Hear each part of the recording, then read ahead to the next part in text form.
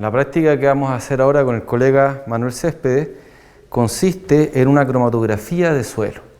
Es una práctica que tiene su origen en la agricultura biodinámica. Rudolf Steiner le pidió a un bioquímico apellido Pfeiffer que estuviera durante toda su vida desarrollando un análisis pertinente para entender la vida en el suelo, que es muy diferente, ¿no es cierto?, como lo hemos comentado en clase, de un análisis químico, físico, biológico. Aquí más bien nos interesa, ¿no es cierto?, la relación que hay entre la biología y la química, entre la química y la física, y entre la física y la biología. Como muchas cosas en el ecosistema, nos interesan más las relaciones, ¿no es cierto?, que las partes por separado. Entonces, en esta cromatografía vamos a analizar fundamentalmente tres fenómenos. El primer fenómeno tiene que ver con la compactación del suelo. Y la compactación del suelo nos va a contar, ¿no es cierto?, qué es lo que está pasando con la dinámica del agua y del aire en el suelo. El segundo fenómeno que queremos observar es la relación que hay entre la materia orgánica y los minerales del suelo. Lo más plausible es que en esta relación los minerales del suelo estén quelatizados en macromoléculas complejas, ¿no es cierto?, a propósito de la actividad de la microbiología del suelo. Y eso es lo que vamos a ver, el grado de quelatización. Y por último, queremos analizar la actividad de la rizósfera en el suelo, para lo cual vamos a ver, ¿no es cierto?, su actividad enzimática. ¿Vale? Bien, primero se parte con una muestra de suelo bien caracterizada, ¿no es cierto?, como lo vimos en la primera parte, donde tenemos todos sus datos de profundidad, clima, distrito, sitio, exposición, ubicación, cobertura y condición. Esta muestra de suelo debe ser secada, como se ve acá, ¿no es cierto?, que no a plena luz, sino que a semisombra hasta que esté completamente seca. Una vez seca nuestra muestra, vamos a proceder a tamizarla y a molerla en un mortero de porcelana poroso. Permíteme, por favor.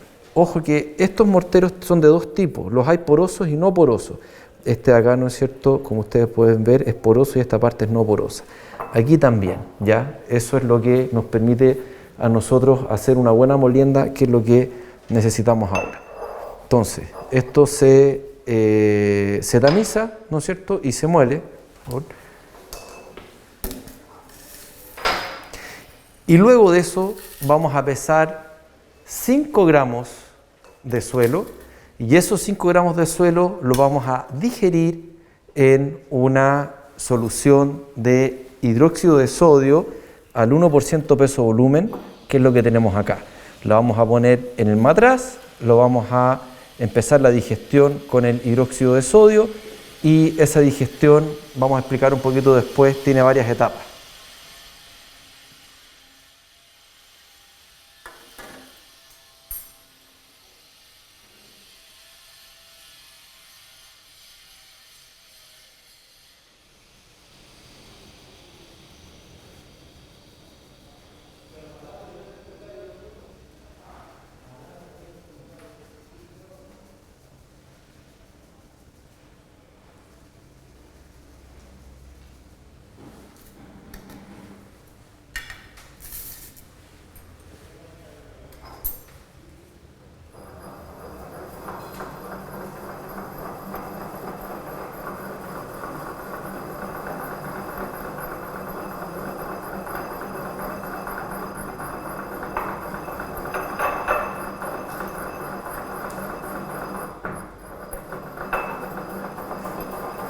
En la primera parte, donde tamizamos la muestra del suelo, sacamos del suelo todos los restos vegetales, ¿no es cierto?, todas las impurezas, las rocas y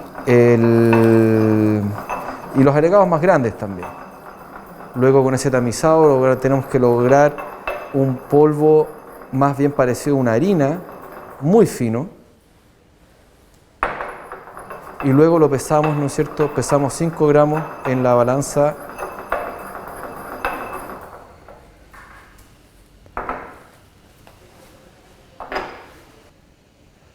Una molienda de este tipo es lo que queremos conseguir.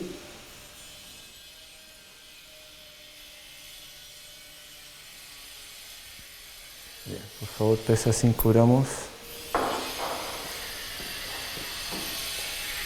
Como ustedes saben, para pasar la balanza analítica se debe dejar cerrado, se tara y luego procedemos a medir 5 gramos. En estricto rigor, no necesitamos una balanza analítica para este procedimiento. Basta con una balanza gramera con más o menos 0,1 gramos y eso es suficiente. Para preparar, sin embargo, los reactivos que vamos a necesitar acá, sí necesitamos una balanza analítica. En este caso, el primer reactivo que vamos a ocupar, como lo mencionábamos, era un hidróxido de sodio al 1% peso-volumen.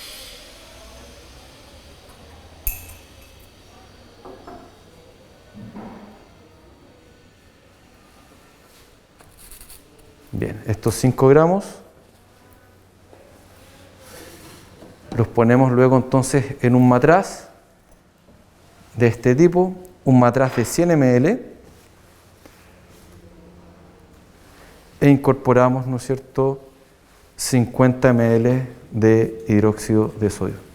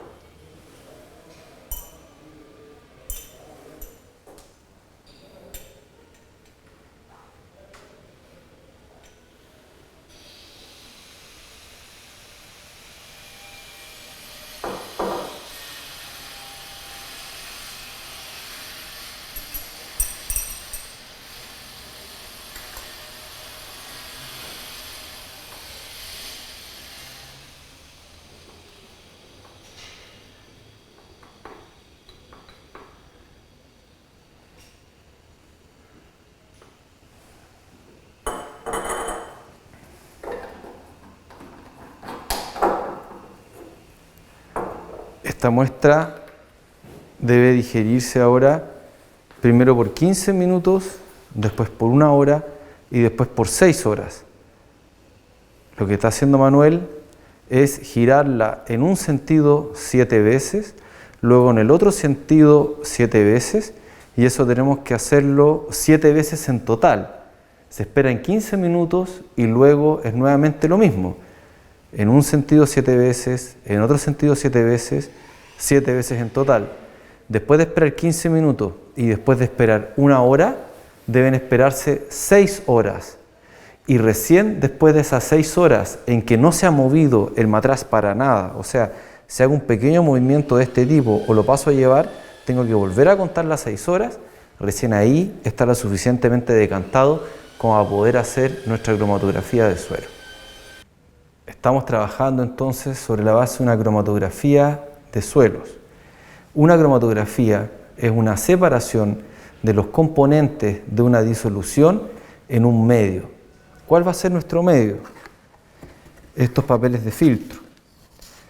En estos papeles de filtro, desde el centro, haremos pasar la disolución que en este momento tenemos, ¿no es cierto?, del suelo con el hidróxido de sodio al 1%, y esto va a permitir que se separen las componentes de esta disolución de suelo. ¿Cómo se separan y por qué se separan? Este papel tiene una carga negativa, ¿no es cierto? Son fibras de celulosa que tienen terminaciones OH que terminan, ¿no es cierto?, en un O-. Esta carga negativa, obviamente, que va a atraer, ¿no es cierto?, las moléculas que tengan carga positiva, por un lado. Y por otro lado, como esto es una solución que tiene que migrar por el papel, van a ir quedando retenidas aquellas que tengan mayor peso. Entonces, esta es una retención diferencial por carga y por peso, y eso nos va a permitir a nosotros observar los fenómenos que habíamos mencionado que queríamos observar. Bien, ¿cómo se prepara entonces este papel de filtro? Vamos a tomar uno y doblarlo, ¿no es cierto?, en 4 para tener el centro. Al centro, con un sacabocado de 2 milímetros, vamos a hacer un agujero que nos permita marcar claramente el centro. En otro papel, usaremos este de molde, un papel no doblado obviamente, y haremos lo propio con este otro papel. Algunos detalles sobre el papel. Primero, sí o sí debe ser un papel Whatman número 4. Es muy importante la marca, hemos tratado de hacerlo con otras marcas, con otros papeles y no funciona de la misma manera.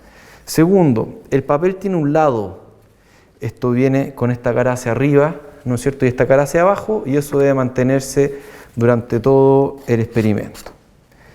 Bien, entonces, ¿qué es lo que vamos a hacer?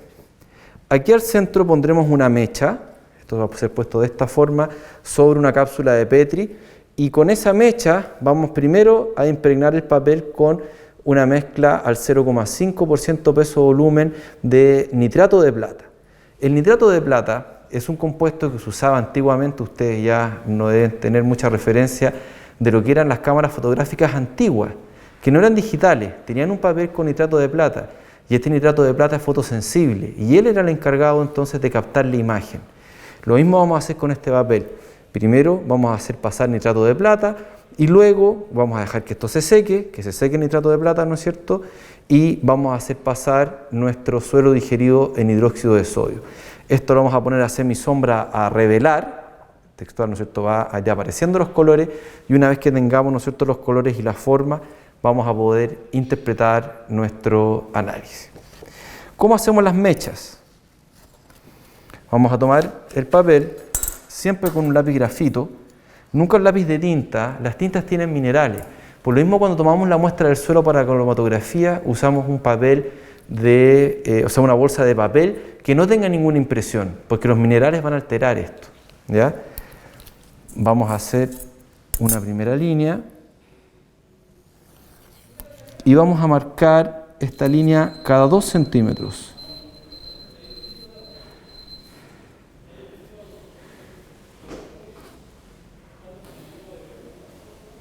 Bien, luego vamos a trazar las perpendiculares cada 2 centímetros.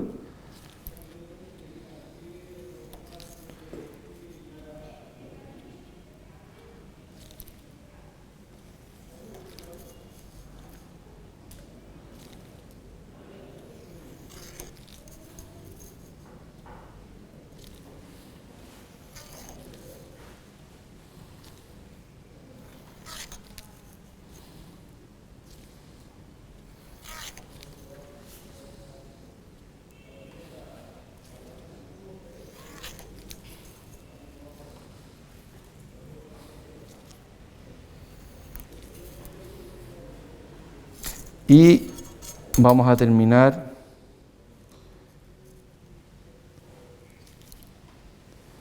haciendo, ¿no es cierto?, una rectícula de 2 por 2. Marco en el otro sentido cada 2 centímetros.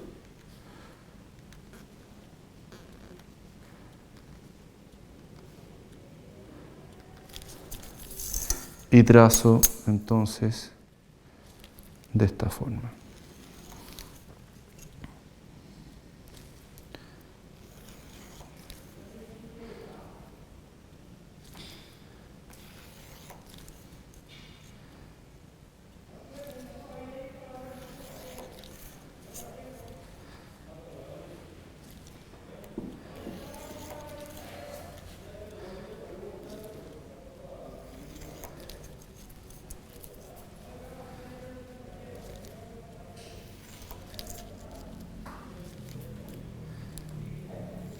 Bien, el papel entonces queda con un dibujo de este tipo. Luego, con la tijera, vamos a cortar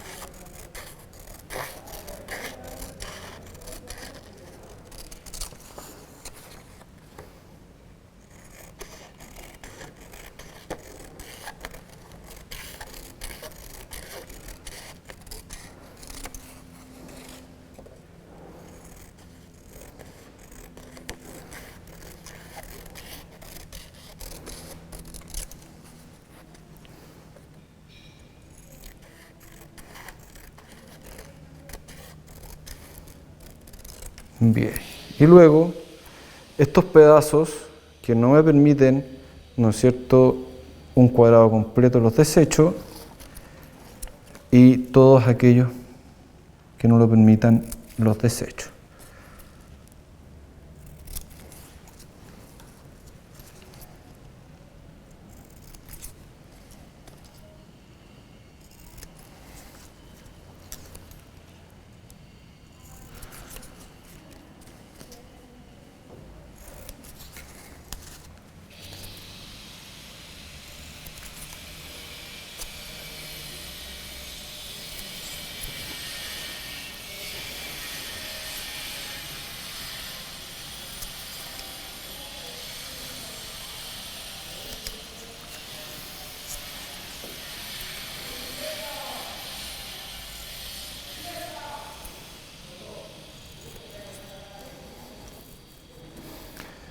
Como no estamos aquí en una filmación de cine, sino que en un laboratorio de ingeniería ambiental, hacemos caso omiso de los ruidos exteriores, entendiendo que debemos trabajar concentradamente, y lo que estamos haciendo acá es una simulación de un laboratorio, por lo cual es muy pertinente el ruido exterior. Bien, luego termino cortando todos mis cuadraditos de 2 por 2.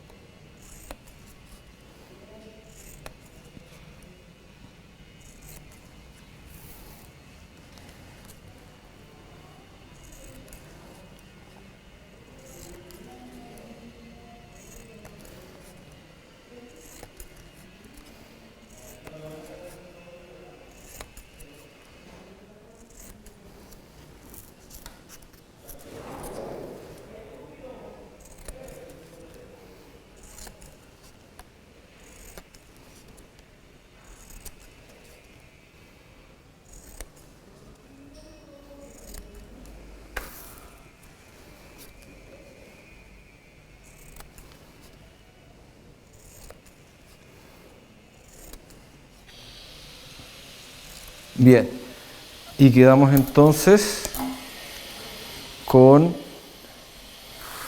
varios paviros, varias mechas que vamos a hacer, doblando esto de esta forma, dándole una forma circular, que luego podemos introducir sin mayor dificultad en nuestro papel de filtro. Este papel de filtro entonces irá sobre una cápsula de Petri, donde estará primero el nitrato de plata con el que vamos a impregnar el papel. Vamos a dejar que el papel se seque a oscuras, porque el nitrato de plata reacciona, ¿no es cierto?, con la luz y no nos sirve si reacciona antes de tiempo. Y una vez que esté seco, lo vamos a volver a poner en una cápsula de Petri, pero ahora con nuestra solución del suelo digerida en hidróxido de sodio. Por último, vamos a sacar esta mecha y lo vamos a dejar revelando, como decíamos, para que exprese, ¿no es cierto?, los resultados de nuestro análisis. Bien, continuamos entonces con la preparación del papel de filtro para correr la cromatografía de suelo. Con el colega Sebastián Espinosa vamos a ver acá cómo se hace. Teníamos este papel de filtro, ¿no es cierto?, que le hemos hecho un hoyo al centro con el saco abocado de 2 milímetros, y tenemos la siguiente situación. En los textos y en general ocupamos un papel de filtro con 150 milímetros de diámetro. Sin embargo, por razones, ¿no es cierto?, de importaciones y del mercado y la circunstancia actual, solo pudimos conseguir de 185 milímetros de diámetro, por lo que tenemos que hacer una corrección. Generalmente se hacen dos marcas con el grafito que no reacciona con ninguno de los componentes que vamos a usar a los 40 milímetros y a los 60 milímetros. Sin embargo, eso es para un papel de 150 milímetros de diámetro y de 75 milímetros de radio. Ahora vamos a hacer, en vez de los 40 milímetros, a los 49 y en vez de los 60 milímetros, a los 73. Entonces, estas marcas nos van a indicar dos cosas. La primera, la que está más cerca del centro, la que va a quedar a los 49 milímetros, es hasta donde vamos a hacer pasar el nitrato de plata. Como lo habíamos mencionado, este papel impregnado con nitrato de plata lo vamos a guardar a oscuras hasta que se seque, y la segunda marca, la que va a ir a los 73 milímetros, será entonces para pasar el suelo, ¿no es cierto?, que está digerido en hidróxido de sodio. Ahí yo creo que se ven las marcas. Bien. Y luego entonces ahora aquí tenemos el nitrato de plata. Vamos a ver cómo lo impregnamos. En realidad, para efectos del cine, esto es agua destilada solamente, pero lo vamos a hacer en el laboratorio obviamente con nitrato de plata. Hay que tener algunas precauciones. Primero, el nitrato de plata es cancerígeno. Segundo, tiñe la piel. Si te cae en la piel te va a quedar negra por una semana. Y tercero, también, ¿no es cierto?, reacciona con la ropa.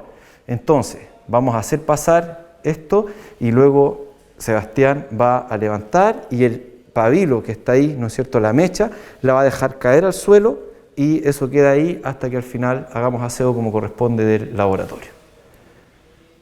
Entonces vemos cómo va avanzando la impregnación de nitrato de plata y tiene que llegar, ¿no es cierto?, hasta la primera marca.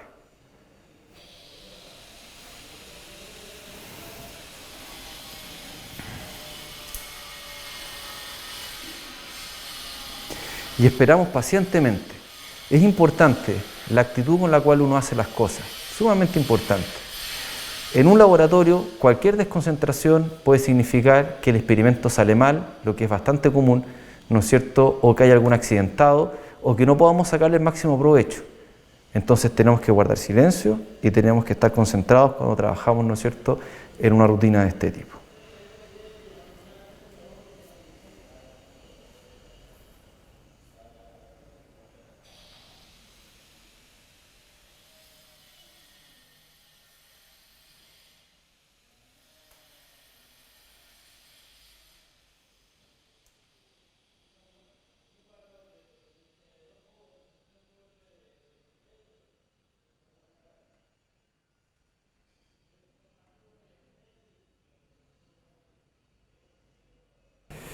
Bien, entonces, como podemos ver, ¿no es cierto?, en el papel, esto llega hasta la primera seña y siempre sigue con un poco de vuelito, no pasa un poquito más allá, pero eso está muy bien.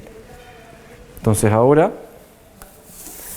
lo ponemos en la cámara oscura, que tiene un papel de folio ya, va con dos papeles secantes, nuestro papel de filtro, dos papeles secantes más,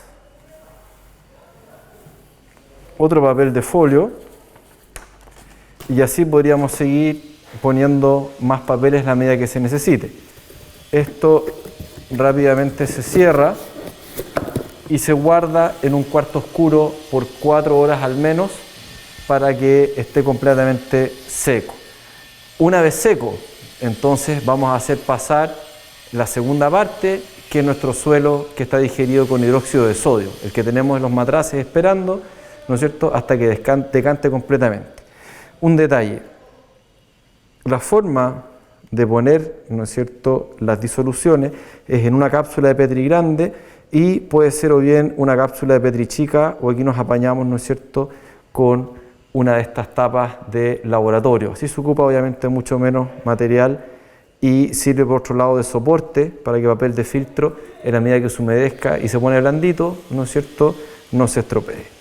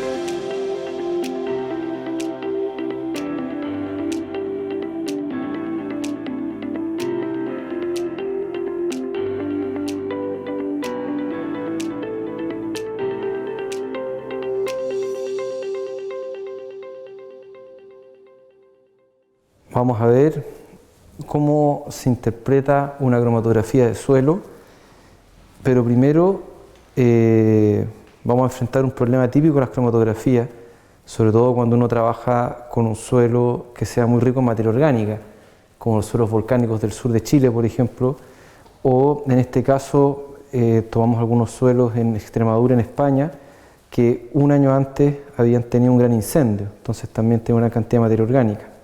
Como ustedes pueden ver acá, ¿no es cierto?, hay una muestra aquí muy apretadita que cuesta mucho leer, la cual hemos ido disolviendo cada vez más hasta poder tener una lectura que sea apropiada.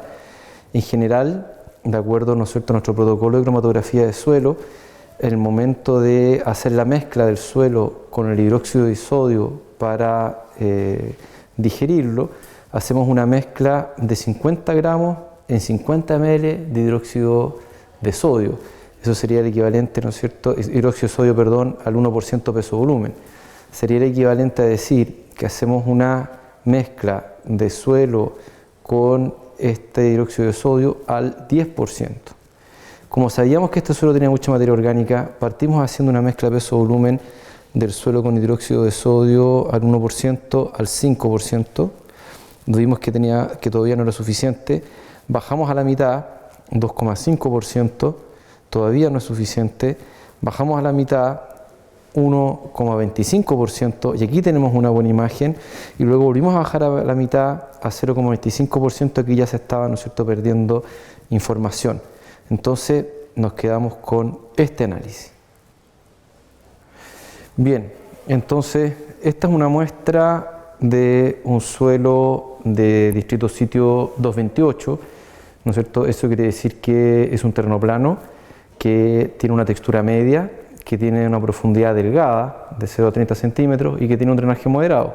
Es un suelo de dehesa en una condición regular. Bien, con esas indicaciones podemos empezar entonces a interpretar la cromatografía. En la cromatografía se distinguen fundamentalmente 4 partes, ¿vale? Y a diferencia de los análisis que se hacen en los laboratorios de suelo comunes, ¿no es cierto?, en las universidades e institutos de investigación, que hablan de un análisis químico, biológico, físico, etc., aquí vamos a hacer un análisis integrado, cualitativo, y que nos va a hablar de algo que es muy interesante para la ecología, justamente las relaciones, ¿no es cierto?, la relación de lo físico con lo químico, la relación de lo químico con lo biológico, la relación, ¿no es cierto?, de lo biológico luego con lo físico, ¿vale? Entonces, en la primera zona, en la zona central acá, vemos que tiene un color blanquecino crema, que en la medida que esté más expandido nos va a hablar de que el suelo está menos compactado, o sea, un suelo que tenga aquí poco espacio, como vamos a ver, ¿no es cierto?, luego, es un suelo que está bastante compactado y que no tiene entonces los poros suficientes para el intercambio gaseoso y para la solución del suelo. En una segunda parte tenemos, ¿no es cierto?, la zona mineral y la zona orgánica, que se pudieran ver como 2 fases distintas, o como en este caso se ven tremendamente imbricados, ¿no?, en estas especies como de flechitas. ¿Qué quiere decir eso? Que aunque la cromatografía intentó separar la fase mineral de la fase orgánica, no lo pudo hacer, puesto que está quelatizado los minerales. Eso quiere decir que está incorporado en macromoléculas biológicas que son funcionales en el suelo, puesto que lo hace la microbiología del suelo, que a su vez está en simbiosis, ¿no es cierto?, con la fracción autótrofa del ecosistema, ¿no es cierto?, las plantas que hacen fotosíntesis. En general las plantas entregan azúcares a las raíces. Estas raíces entonces dialogan con la microbiología, entregando esos azúcares y recibiendo los minerales de la microbiología, y la microbiología va mucho más lejos que hasta donde pueden llegar las raíces, tomando estos minerales, queratizándolos y poniéndolos altamente disponibles para la planta. Entonces vemos que esta es una cromatografía que habla de un suelo que está bastante vivo, donde no fue posible separar la fase mineral y orgánica y donde están quelatizados entonces los minerales del suelo. Y por último vemos esta última zona de acá, ¿no es cierto?, donde vemos que es bastante irregular, ¿no es cierto?, y se forman ciertas nubecitas y se forman, ¿no es cierto?, estos como dientes, ¿vale?, donde mientras mayor sea la diversidad y mayor sea, ¿no es cierto?, la concentración de este borde negruzco que se ve acá, mayor es la actividad enzimática entonces de la rizósfera, ¿ya? Y eso nos va a hablar entonces de cómo están trabajando las raíces en este suelo. Y por último la zona periférica, ¿no es cierto?, donde están los datos acá de la cromatografía, el número de análisis, quién la hizo, el tipo de papel, el porcentaje, ¿no es cierto?, de disolución de la muestra de suelo con la solución de hidróxido de sodio al 1%, y por el ENVES tenemos, ¿no es cierto?, el distrito sitio, la cobertura, la condición y la coordenada del GPS y la fecha, ¿no es cierto?, en que se realizó la cromatografía. Bien, aquí tenemos entonces la comparación del análisis que veíamos recién, de un suelo en condición bastante buena versus uno, ¿no es cierto?, en una condición bastante más deteriorada, ¿ya? Vemos que en la zona central, la zona donde aparece la compactación, prácticamente no hay esta mancha que debiera aparecer de color blanquecino cremoso. Hay que decir también que esto, cuando aparece un color muy blanco, también es sospechoso porque indica que es un suelo que ha sido fertilizado con nitrógeno químico, ¿ya? A diferencia de esta que es media cremosa, que se ve, ¿no es cierto?, que el nitrógeno es orgánico. Luego vemos acá la zona mineral y la zona orgánica que casi no se diferencian y se ve muy quelatizado, ¿no es cierto?, el mineral. Y acá en cambio vemos que claramente hay una diferencia hacia adentro y hacia afuera. Hay algo de quelatización, sin embargo se ve, ¿no es cierto?, que es un suelo donde la fase mineral y la orgánica conversan poco y no están quelatizados los minerales. Y por último, salta a la vista, ¿no es cierto?, que la actividad rizosférica es mucho menor. ¿Ya? Esto es un suelo plano que prácticamente no tenía cobertura, una cobertura de pradera en muy mala condición, ¿vale? También en la zona de Extremadura, en España. Bien, y por último mostrar esta secuencia de cromatografías de suelo que tuvimos la oportunidad de realizar en un lugar donde se estaba haciendo una excavación para una construcción. Entonces fuimos tomando, ¿no es cierto?, muestras cada vez a mayor profundidad. Esta es la que veíamos recién, una cromatografía no muy buena, pero hasta cierto punto, ¿no es cierto?, con una cierta funcionalidad, que está tomada en los primeros 10 centímetros. Vemos luego esta cromatografía que está tomada a los 50 centímetros y vemos cómo, ¿no es cierto?, aparece aún menor actividad rizosférica y mucho menos quelatización, ¿no es cierto?, de minerales. Esta está tomada al metro de profundidad, donde vemos ya que claramente lo mineral con lo orgánico prácticamente no conversa, y esto está tomado a los 2 metros de profundidad. Es muy corriente cuando uno hace cromatografías de suelos que están desertificados por la falta de cobertura, por el uso de agroquímicos y por el cultivo, ¿no es cierto?, de la agricultura industrial psicótica año tras año, que tengamos cromatografías de este tipo, con suelos tremendamente compactados, ¿no es cierto?, suelos que prácticamente no tienen actividad rizosférica y donde las fases mineral y orgánica están completamente separadas, incluso aunque sean suelos que se abonen con materia orgánica, puesto que una materia orgánica que, por no contar con microbiología de ese suelo y estar, ¿no es cierto?, desnudo y desertificado, no es funcional.